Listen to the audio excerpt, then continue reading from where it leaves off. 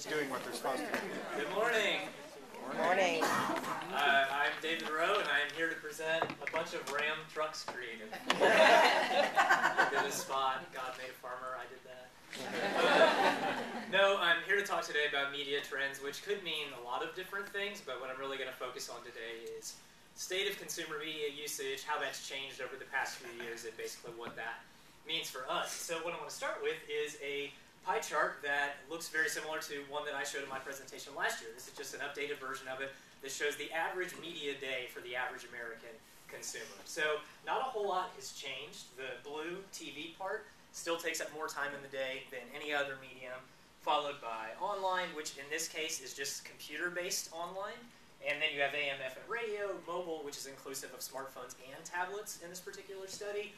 And then outdoor, newspaper, magazine, and others like video games, going to movies, that kind of thing. So to show you how this has changed over the past 4 years, you can see the TV here on the far left has been the biggest in terms of time spent over the past 4 years. It's actually still continued to grow just a little bit.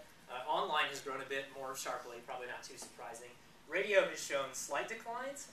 Mobile has shot up significantly. Outdoor mostly flat, newspapers down, magazines down a little, and other down as well. Another way to look at these numbers is that total media usage, which I've highlighted here at the bottom so you don't have to bother trying to read the rest of this. Total media usage from 2009 to 2012 has increased by 66 minutes on a daily basis. So people using more media than ever. And if you look at this more closely, you can see that the main drivers of growth are computers, which again are defined as online here, as well as smartphones and tablets, which are mobile devices. So whether you look at raw, like number of minutes growth, or actual just percentage growth in time spent, those are the highest either way you look at it. But then you've still got TV, which takes up more time than anything else, and which is also in the black, so to speak, in terms of growth over the past 4 years. So these four screens, the TV screen, computer screen, tablet, smartphone, have accounted for essentially all of the growth in media usage over the past 4 years. So I'm going to talk about those primarily for that reason.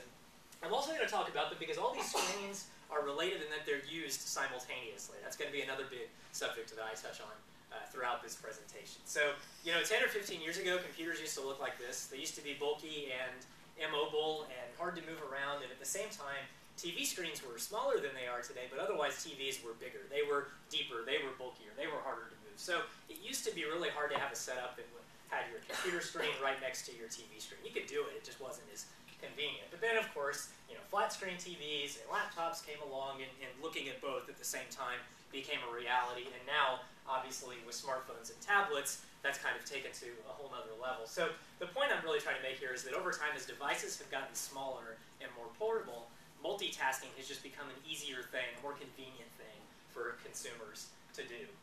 So what I want to do now is paint a picture of how often consumers are multitasking. So all of these numbers I'm about to show come from a recent Google and Ipsos study, and some of them are pretty startling. 77% of the time when we're using a TV, we're also using another device at the same time. And most commonly, it's a smartphone that people are using as their TV companion.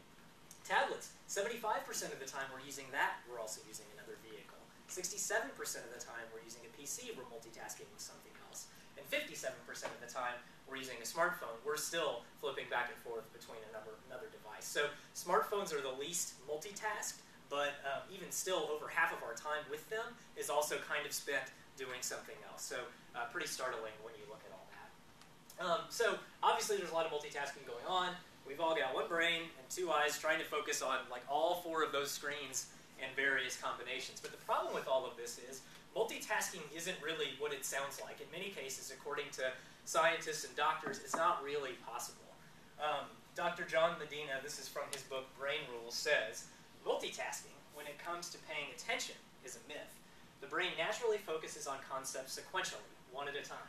To put it bluntly, research shows that we can't multitask. We are biologically incapable of processing attention-rich inputs simultaneously. So you read something like that and you're in our business and you're asking yourself, okay, well, how likely are people to actually see our ads if that's really true? People are trying to multitask, but they're apparently not very good at it, so that's a concerning thing, right?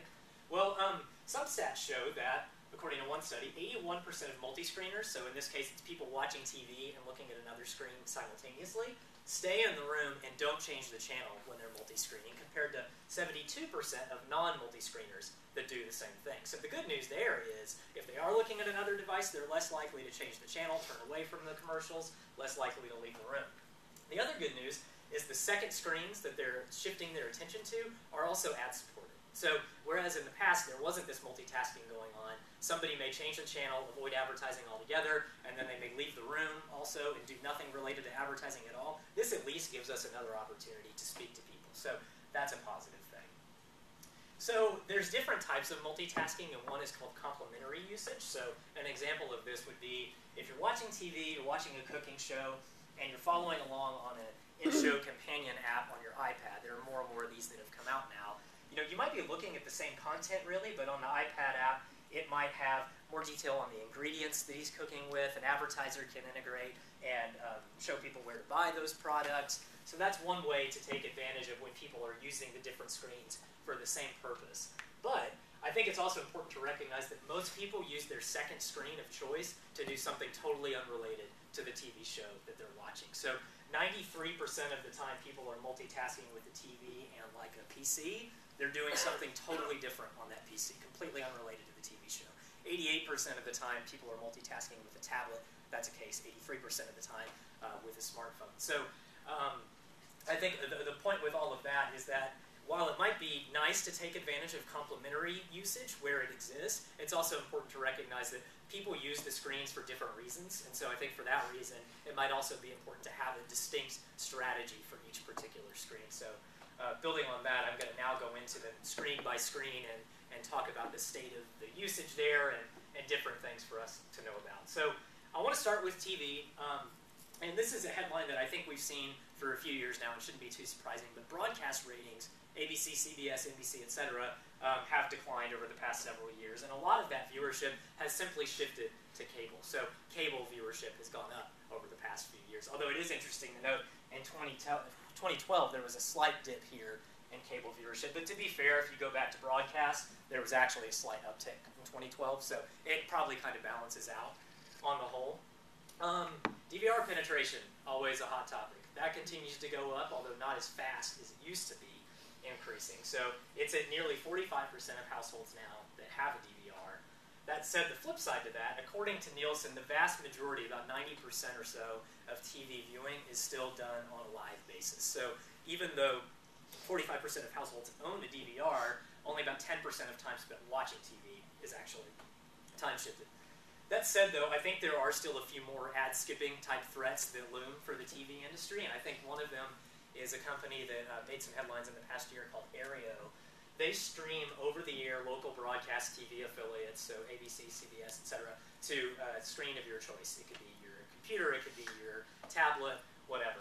It started in just New York City. It may still only be in New York City, but they recently announced they're expanding to like 22 other major cities.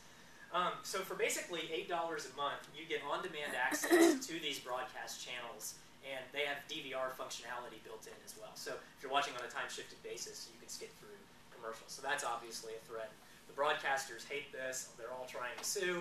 Hasn't gotten rid of Aereo yet, but that'll be something interesting to follow. And then, on the DVR front, Dish has recently come out with this device called the Hopper, which a lot of you have probably seen commercials for. They've been running a lot.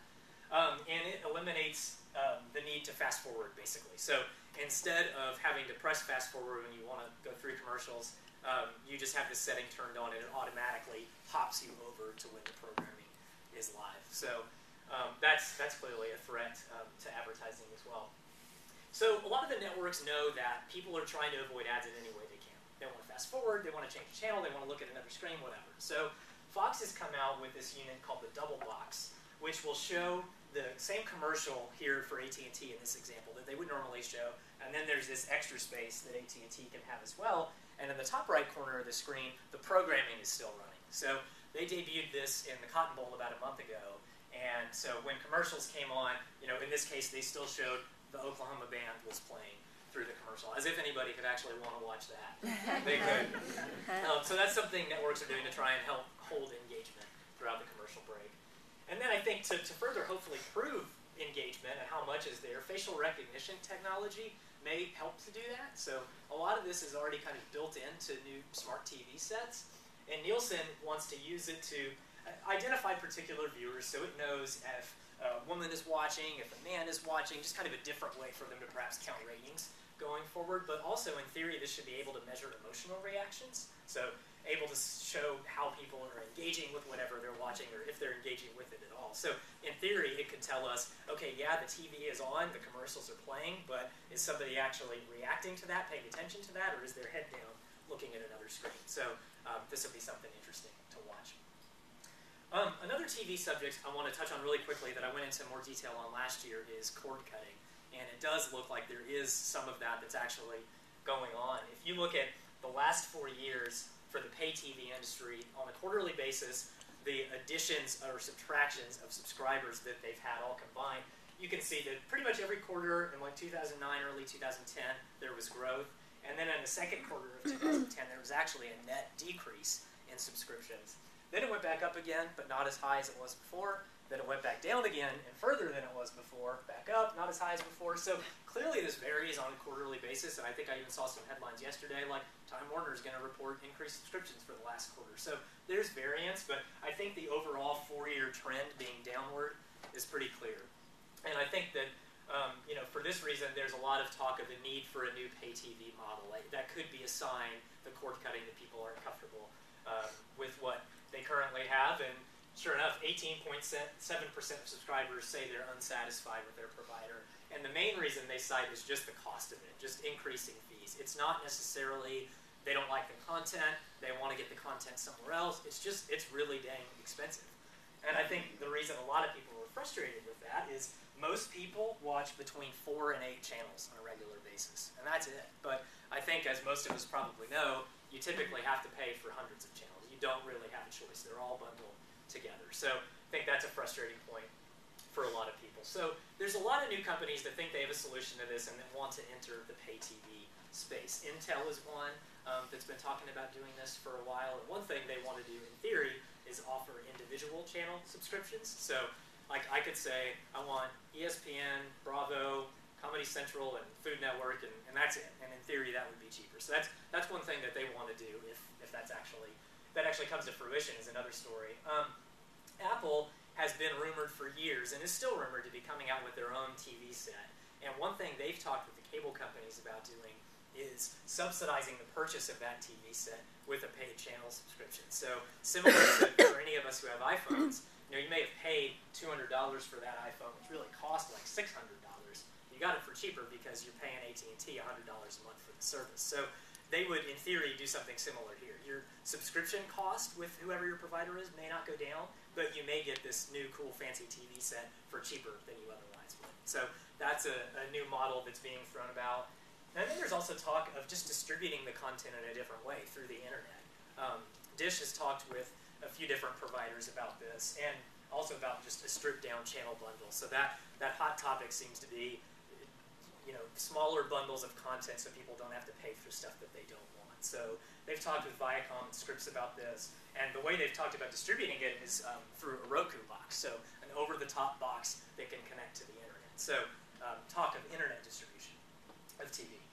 And now I want to touch on that point a little bit more, internet-connected TV and how that's trending. 38% of homes now have a TV connected to the internet in some way, which is up from 24% just 2 years ago. And you can connect your TV in a lot of different ways. The most popular way is through a game console, but then there's also computer, Blu-ray set, smart TV, etc. And this is kind of a fascinating stat. TVs have actually now surpassed PCs to become the most popular streaming device. So as recently as 2011, people said that their primary internet video viewing device was their PC, and in 2012, you can see that's almost flipped, and more people now actually like to stream content through their TV. So I think that as more TV is consumed through the internet, TV ads could be increasingly served like internet ads. And some of them, some connected TV companies are already doing this, although there's not a ton of video opportunities available. But this would obviously be an awesome thing for us if we could have better targeting and tracking of our TV ads. And I think that the merger of DG, the major TV broadcast traffic company, with MediaMind, a major online advertising distribution company, could be a sign that they see the need for this convergence. And who knows, years from now, it could be all TV is served through the internet. So now I want to touch on tablets a little bit, just kind of building off that streaming video conversation, because a lot of people think these are the next big streaming video devices, and in many ways they already are. Tablet users are 41% more likely to watch video on a tablet device versus a smartphone device. They also know that. Video viewing sessions on tablets are longer than they are on smartphones, and even longer than they are on PCs. And people who have tablets, even though there's not necessarily a ton of them yet, they use them a lot. So right here, this is percentage of people with a tablet that use it 2 to 5 hours a day, and then even more than that. And so over half of the people who own a tablet use it for more than 2 hours a day. So I think these last couple of slides definitely point to the tablet as being this leisure device that people really spend a lot of time with, another lean-back type of device. Other interesting tablet factoid, they're not especially mobile. So they're often lumped into the mobile category, and even the study I referenced at the beginning of the presentation had tablets considered as mobile, but over 90% of tablet owners use them at home, and less than half of tablet owners use them at a public location, and even a smaller percentage at work. And I think if you look at the time of day when most tablet activity occurs, I think it proves that point out as well. So starting at midnight and then going till midnight at the end of the day, you can see the usage, it spikes in the morning, probably before people go to work, then it really dips down pretty significantly throughout the workday and actually gets to its highest point at night during prime time, when people are, of course, also watching TV. You overlay that with PC usage, and you see the inverse effect. So you see that PCs are really most heavily used throughout the workday, and then at night, they go down as more people shift to the tablet.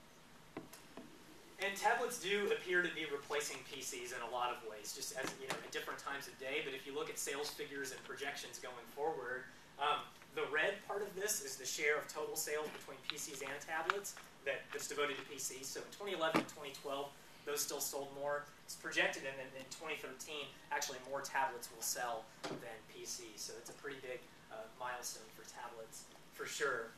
That said, though, it's going to take a while for these new sales to completely replace devices that people are currently using. And right now, 75% of people have a PC, 31% of people have a tablet. So PC is still bigger at the moment. And certainly if you look at internet traffic by different device, this red is a PC. That makes up 72% of all internet traffic. And even smartphones still have triple the traffic of tablets. So tablets still have a little bit of ways to go in that regard.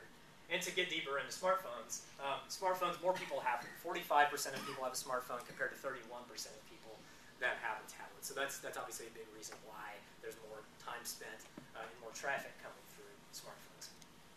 The interesting thing, though, is I think there's tons of stats out there that talk about heavy mobile usage, and we've talked about those for a long time. But advertisers still aren't investing a ton of money in mobile advertising. It makes up less than 2% of overall ad spend. And I think one of the reasons for that is if you just look at this visual, you don't have a very big screen to play with. So there's just not as much to do with this, even if you compare it to a tablet.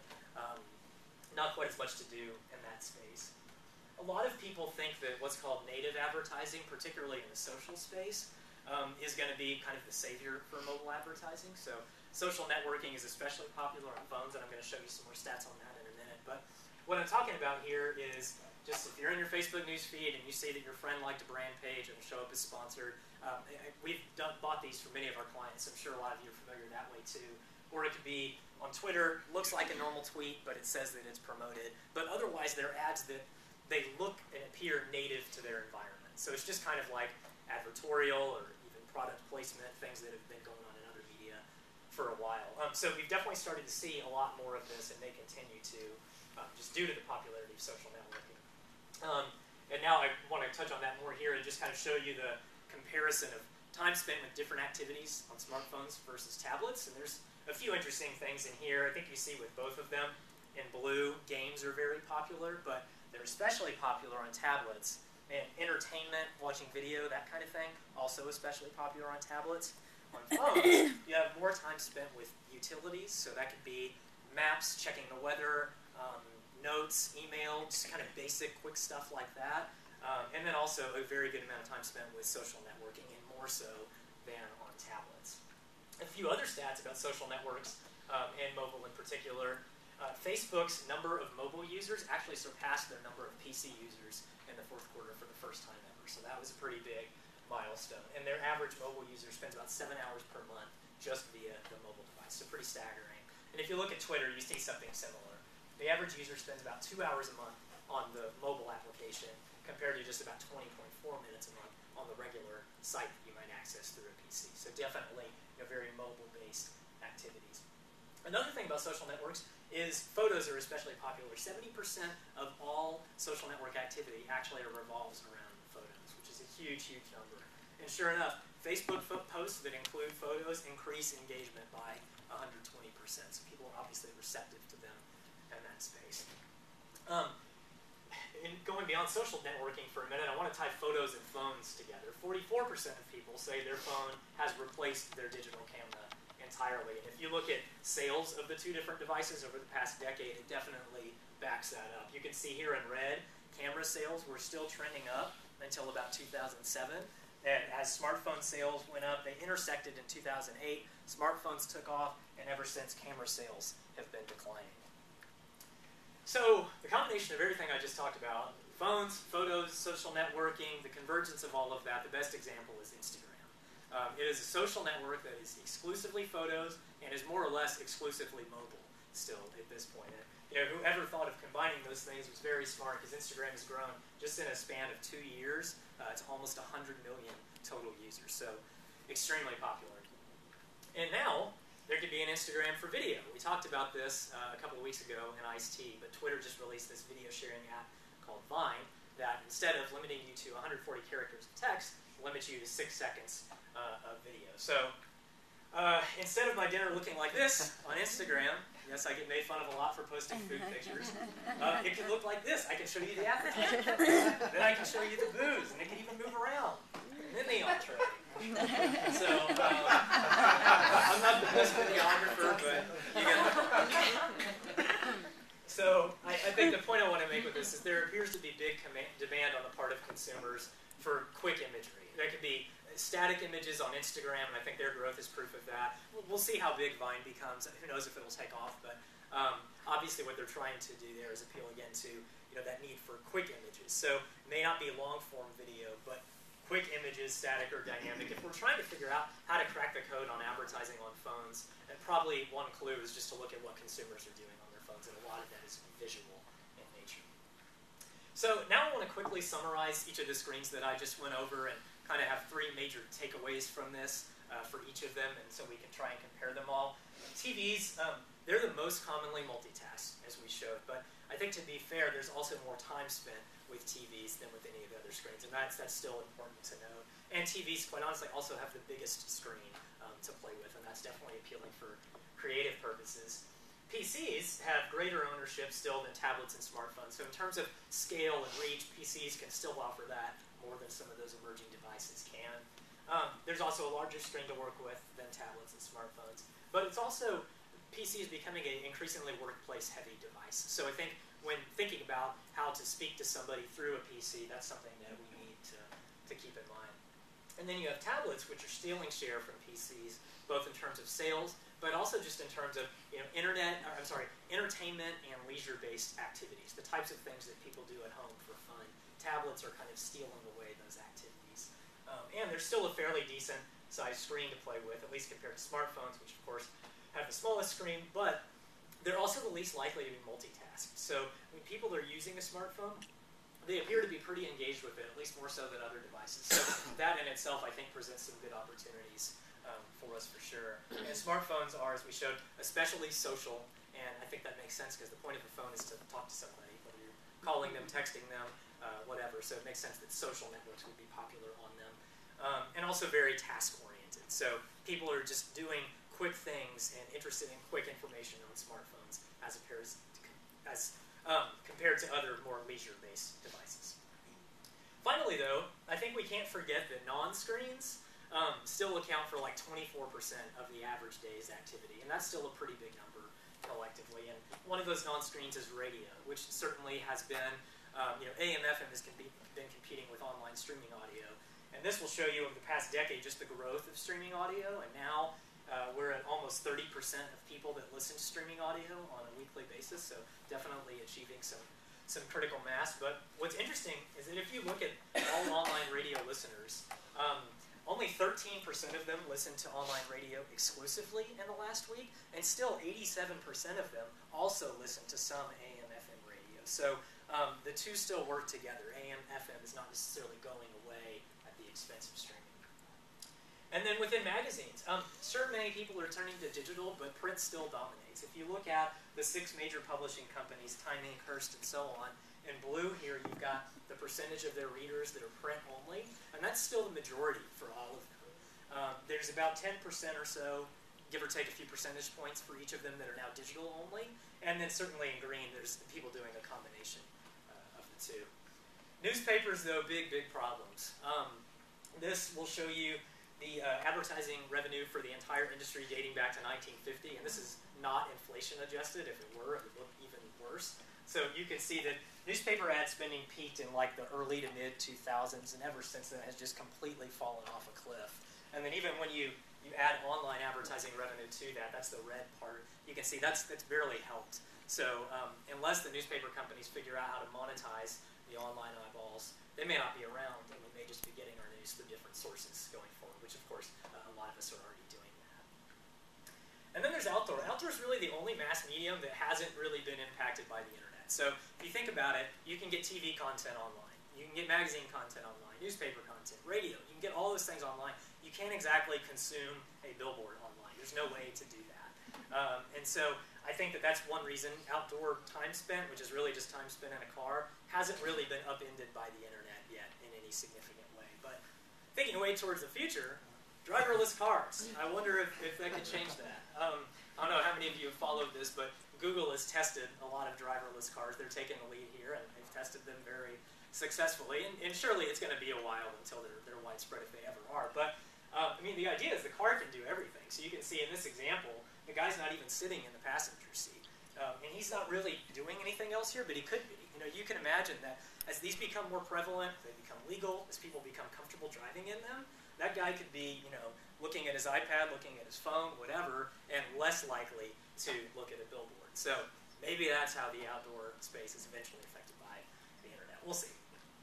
So in summary, there's more opportunities than ever to reach consumers.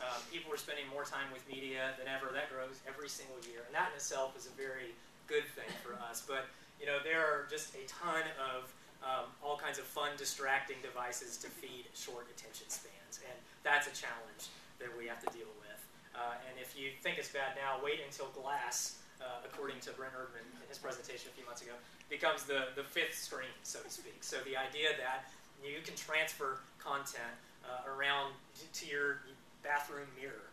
And you can be watching CNN while looking at your weather forecast and looking at your calendar for the day. So again, just like the driverless car, it's kind of a futuristic thing, but the point is with new technology, there's only going to be more and more distractions out there. So that's obviously going to continue to present challenges for us, and what we have to figure out is how we actually break through to them. So there you go. That's what I got. Questions? Thoughts? I have a thought. Yeah. I feel like one challenge that we have is that you're talking about how multitasking and short attention spans, yet creatives want the longer and longer form content. And it's like, how do we convince them, no, you don't want a 60 for radio, you know, people don't listen as long. I feel like it's really hard to balance those two things. There's a disconnect. Yeah. What? There's a disconnect. Right. I mean, Yeah. they want a full page ad. They never want something smaller. You know, they want a spread. Yeah, right. Well, actually, that has higher engagement with the. Well, okay, bad. I'll go back to radio. You know, pushing them to do a 30. Oh, we can't tell a story in a 30. Yeah. But if you can't, then maybe less people are going to listen to it. Right. Yeah. It's kind of weird. Yeah. And maybe the answer is, where possible, where that comes up, sharing stats like this with them so they start to see the impact of it. Because I just don't know that they don't follow this stuff as closely as we do. So, but I hear you. I feel like I've run into that same issue.